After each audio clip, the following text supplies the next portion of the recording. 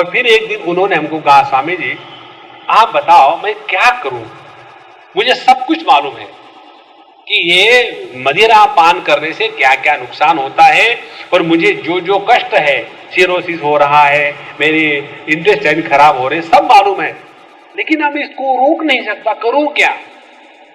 इसी प्रकार से हम लोग, स्वामी जी हम जानते हैं गुस्सा नहीं करना चाहिए, लेकिन पता नहीं जब वो सामने आ जाते हैं तो गुस्सा ही आ जाता है, तो क्या करें, उनके पीछे जाओ, सामने बच जाओ। अरे भैया, जो ज्ञान अपने जीवन में उतरता है उस ज्ञान को वजन नहीं होता, it's a light. Therefore knowledge matured into understanding is wisdom and wisdom is light। लेकिन जो ज्ञान हमारे जीवन में नहीं उतरता उस ज्ञान का हमारे सर पर बोझा बन जाता है। सर पर कैसा बोझा बनता है? देखो मेरे पास सब कुछ है, मैं जानता हूं, मेरे पास सब अनुभव है, I have got lot of experience, but my children don't want to take the benefit of my experience. ऐसे लोग अपने ज्ञान को लेकर के बड़े दुखी होते हैं। हमने पिछले बार आपको बताया था बूढ़ा होने का लक्षण क्या है। एक ये लक्षण है, अनेक लक्षणों में लक्षण ये है जिसको सभी प्रश्नों के उत्तर मालूम होते हैं, लेकिन जिसको एक भी आदमी प्रश्न नहीं पूछता वो बूढ़ा है। और ऐसे व्यक्ति को बड़ा दुख होता है। कारण क्या? कि वो ज्ञान का बोझा अपने सर पर लाद के चल रहे हैं। इसीलिए अज्ञानेन आवृतम ज्ञानम, जो ज्ञान हमारे जीवन में नहीं उतरता उस ज्ञान का बोझा हम ढो रहे। और हमारी यदि किसी के साथ तुलना करनी हो तो यदि किसी गधे के पीठ के ऊपर में सभी प्रस्थान त्रयी के ग्रंथों की सभी भाष्य लाद करके ले जा रहे तो उस गधे को जैसा बोझा होगा, उसी प्रकार से प्रस्थान त्रयी का हमने अध्ययन किया है और सबको बताने के लिए बड़े एक्सपर्ट है।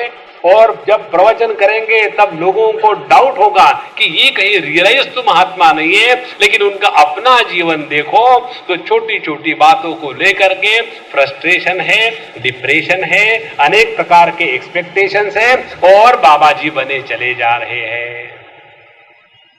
अज्ञानेन आवृतम ज्ञानम तेन मुह्यन्ति जन्तवः। इसीलिए ज्ञान का लक्षण है नित्य निरंतर वह प्रशांति, किसी भी हालत से जो नहीं बिगड़ती वो। अच्छा, और जिन्होंने इस अज्ञान को ज्ञान के दीपक के द्वारा नष्ट कर दिया है, अब उसका वर्णन करते हैं 16वें श्लोक में। ज्ञानेन तु तदज्ञानम् येषां नाशितमात्मनः तेषाम् आदित्यवज्ञानम् प्रकाशयति तत्परम्। ज्ञानेन तु तदज्ञानम् येषां नाशितमात्मनः तेषाम् आदित्यवज्ञानम् प्रकाशयति तत्परम्। येषाम् आत्मनः अज्ञानम् ज्ञानेन तु नाशितम्, जिनका अपने स्वरूप का जो अज्ञान है स्वरूप के ज्ञान से नष्ट हो चुका है। अब अपने स्वरूप का क्या अज्ञान है?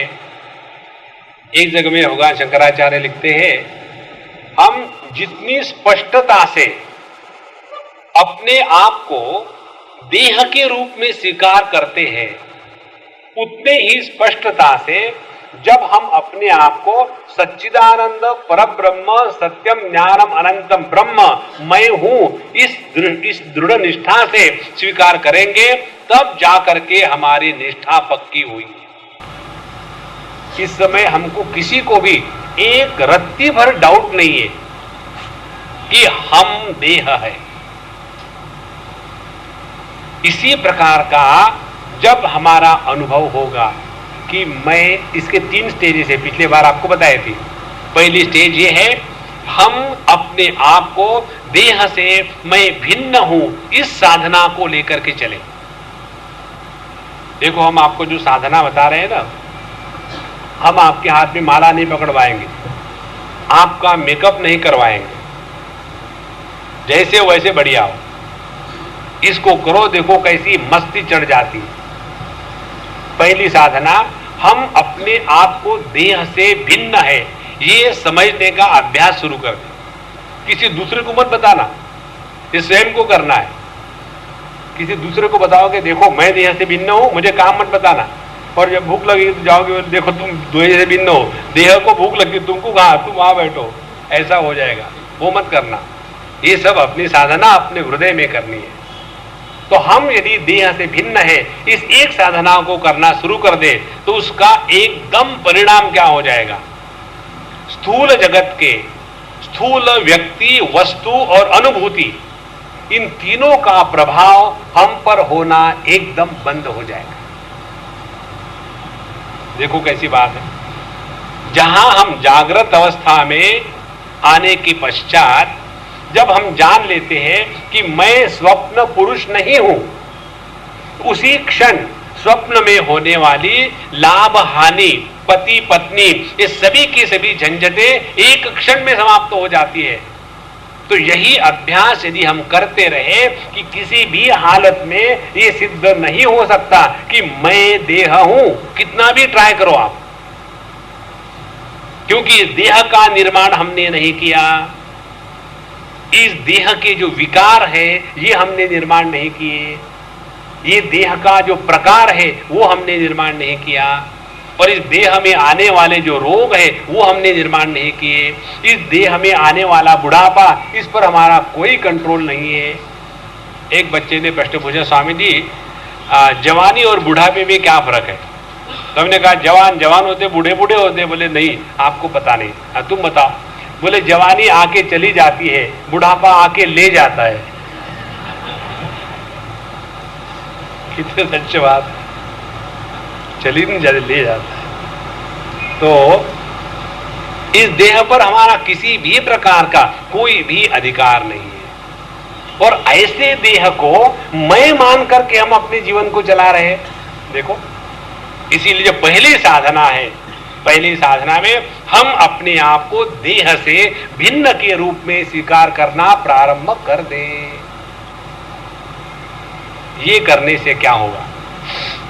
पहली बात, लिंग भेद को लेकर के मन में विचार नहीं आएंगे। आजकल के जमाने में ये पुरुष लोग बड़े आगे जाते हैं, हम स्त्रियों को दबा के रखते हैं। जी जिसके दिमाग में विचार आया, समझ लेना वो देह के साथ तादात्म्य करके बैठा हुआ है। एक बार एक स्थान पर हमको बुलाया था उद्घाटन करने के लिए, और प्रोग्राम क्या था, वेदांत महिला समाज, हाँ महिला वेदांत समाज ऐसा। तो हमने कहा पहले तो आपने हमको बुलाया, हम तो महिला का मतलब है म माने मत, हिला माने हिलता, जो हिलता नहीं वो महिला है। तो हम तो महिला है नहीं, तो आपने हमको क्यों बुलाया? बोले स्वामी जी आप ऐसा मत किया करो, आप आओ। हाँ ठीक है, आ गए। उसके बाद आपने कहा वेदांत महिला समाज। वेदांत आपको क्या बताता है? वेदांत स्त्री के लिए होता है कि पुरुष के लिए होता है? माने हम कहेंगे वेदांत की बात, लेकिन दिमाग में भरा हुआ है वही हमारा स्त्री पुरुष का झगड़ा। इसलिए अपने अंतःकरण से स्थूल देह को लेकर के सभी के सभी जो विचार है धीरे धीरे कम होने लगेंगे। जितना हमारा अपने स्थूल देह के साथ तादात्म्य कम होगा, उतना स्थूल जगत के ऊपर हमारा जो अवलंबन है, परावलंबन है, वो भी कम हो जाएगा। सुषुप्ति अवस्था में स्थूल जगत के साथ और हमारे देह के साथ हमारा कोई संबंध नहीं होता, और इसीलिए स्थूल जगत के हानि का प्रभाव सुषुप्ति अवस्था में हम पर नहीं पड़ता। तो पहली साधना यहां बताते हैं, इस अज्ञान को नष्ट करना है तो पहले अपने आप को देह से भिन्न स्वीकार करना प्रारंभ कर दे। दूसरी साधना है, किसी भी हालत में अपने राग द्वेष का समर्थन ना करें और किसी भी हालत में राग द्वेष से प्रेरित होकर के कार्य में ना लगे। हमको अच्छा लगता है इसीलिए हम करते हैं, हमको अच्छा नहीं लगता इसलिए हम नहीं करेंगे, तो यह साधक का लक्षण नहीं है। ये तो फिर हम अपनी मर्जी मनमानी कर रहे हैं। जब हम ये राग द्वेष के प्रभाव में न आकर के जीना है, ये साधना प्रारंभ कर देंगे तो अपने आप हम कर्तृत्वाभिमान और हमारा जो अंतःकरण में राग द्वेष है इससे अलग होना प्रारंभ कर देंगे। दूसरी साधना और तीसरी साधना होती है हमारे जीवन में होने वाले प्रयत्न को लेकर के। जितना हमारे जीवन में प्रयत्न शैथिल्य जागृत होगा, as much we can live effortlessly, lesser the efforts we put forward in our life, more natural we are, more spontaneous we are. जितनी सहजता हमारे जीवन में आएगी उतना हमारे अंतःकरण से ये परमात्मा से दूरी जो भाव है वो समाप्त हो गया। परमात्मा जैसे एक साधु संतों को भी उतनी ही सहजता से आधार देता है जितना सहजता से एक राक्षस को देता है। भगवान को साधु संतों के ज्ञान को प्रकाशित करने में और राक्षस के दुराचार को प्रकाशित करने में किसी भी प्रकार का प्रयत्न नहीं है। जैसे नाटक दीप प्रकरण में आता है पंचदशी के, समझो नाटक में जो दीपक होता है लाइट वाला, तो वो स्टेज पर आकर के कोई भगवत गीता का प्रवचन करे तो उसको प्रकाशित कर रहा है, कोई आकर के यहाँ नृत्य करे तो उसको प्रकाशित कर रहा है, कोई आकर के यहाँ शेर शायरी कहे तो उसको प्रकाशित कर रहा है। उसके में किसी प्रकार का भेद नहीं है और स्वभाव से ही सहजता से प्रकाशन है। इसीलिए तीसरी साधना अपने जीवन में है, जो अटपटापन है, कृत्रिमता है, उसको निकाल डाले। जो व्यक्ति सबके साथ सहजता से रह सकता है वही धीरे धीरे प्रभु के पास पहुंचने का प्रयत्न कर रहा है। तो ज्ञाने न तु तदज्ञानम येषाम नाशितम आत्मनः। तो इस ज्ञान के प्राप्ति की जो अनेक मार्ग है उसमें ये है कि हमने पहले प्रकृति का या उपाधि का विश्लेषण कर लेना चाहिए और जो उपाधि है उसको जान करके वो उपाधि से मैं भिन्न हूं, ये पहली साधना हुई। फिर दूसरा साधना का भाग है फिर उपाधि से भिन्न जिसको मैंने पहचाना है उसका स्वरूप क्या है। उसके स्वरूप का जब हम चिंतन करेंगे तो पता चलेगा कि जो मैं एक आंखों से अभिव्यक्त हो रहा था वही मैं सभी आंखों से अभिव्यक्त हो रहा हूं। ध्यान से सुनना, जब मैं अपने आप को केवल एक ही आंखों से अभिव्यक्त होने वाला समझता हूं तो ये हो गया बंधन। और जब मैं ये समझ लेता हूं कि मैं ही सभी आंखों से देख रहा हूं तो फिर आंखों की उपाधि का बंधन हम पर कभी आ ही नहीं सकता। इसी को कहते हैं सार्वत्म्य भाव। हम केवल एक देह को अपना समझते हैं, इसीलिए दूसरे देहों से भेद और भय होता है। जब सभी देह मेरे हैं, सभी देह के माध्यम से मैं ही अभिव्यक्त हो रहा हूं तो किसके जीवन में कैसे शोक मोह आएगा। इसलिए यह जो है ज्ञाने न तु तदज्ञानम येषाम नाशितम आत्मनः तेषाम आदित्यवत् ज्ञानम प्रकाशयति तत्परम। तो उस परम ब्रह्म परमात्मा को यह ज्ञान एकदम आदित्यवत, सूर्य में जैसे आकाश में जैसे सूर्य चमकता है, सबको स्पष्टता से दिखता है, उसी प्रकार से हमको अपने बारे में कोई भी संदेह नहीं रहेगा। ध्यान से सुनना, एक बार एक सज्जन हमको पूछ रहे थे, कहाँ याद नहीं हमको भगवान ने जो सबसे बढ़िया बात दी है ये दी है, कुछ याद नहीं रहता। नाम कहाँ है, कहाँ से आए, कहाँ गए, क्यों खामोखाम कचरा इकट्ठा करें। और उनका प्रश्न था कि मुझे ब्रह्म ज्ञान हो गया है, हम आपका ओपिनियन चाहते, ओपिनियन पोल। अब देखो इसका सरल उत्तर ये है मैंने खाना खाया है, आप बताओ मेरा पेट भरा कि नहीं। ये कोई बच्चों के साथ रिडल खेल रहे हैं क्या? जिसको आत्मानुभूति होती है उसके अंतःकरण में जीव के बारे में, जगत के बारे में, ईश्वर के बारे में, अपने बारे में एक भी प्रश्न नहीं उठता। अब देखो, हम आपको अभी के अभी आत्म साक्षात्कार करा देते हैं, तैयार है? ट्राई करो। नहीं स्वामी जी, अभी अभी नहीं, घर जाकर खाना बनाने बाद भी करेंगे। देखो, ये आत्म साक्षात्कार के बाद मरोगे नहीं। हाँ, फिर ठीक। हमको किसी को भी अपने अस्तित्व के बारे में कोई संदेह है क्या? किसी को संदेह नहीं। इसके बारे में संदेह होगा। आपको याद है क्या, मैंने उस दिन आपको 50 रुपए दिए थे, आपने मुझे दिए थे? नहीं, मुझे तो कोई याद नहीं। उसके बारे में संदेह हो सकता है, लेकिन मैं हूं या नहीं हूं, अपने अस्तित्व के बारे में किसी को संदेह नहीं होता। तो ये जो स्वयं की सत्ता है, यही परमात्मा है। इसको जिसने पहचान लिया है, उसके मन में कैसा प्रश्न आएगा कि मुझे आत्मज्ञान हुआ कि नहीं हुआ। इसीलिए तेषाम आदित्यवत् ज्ञानम प्रकाशयति तत्परम। तो ये जो परब्रह्म परमात्मा जो अपना स्वरूप है, ये ज्ञान वैसा ही स्पष्ट होगा जिसने अपने अंतःकरण से इस अज्ञान के आवरण को फाड़ के फेंक दिया है। जितनी साधना है वो परमात्मा के प्राप्ति की नहीं है। जितनी साधना है ये इस अज्ञान के आवरण को हटाने की है। जैसे हम कहते हैं कि सूरज ढक गया है। सूरज नहीं ढकता महाराज बादलों से, सूरज उस बादलों से हजारों गुना बड़ा है।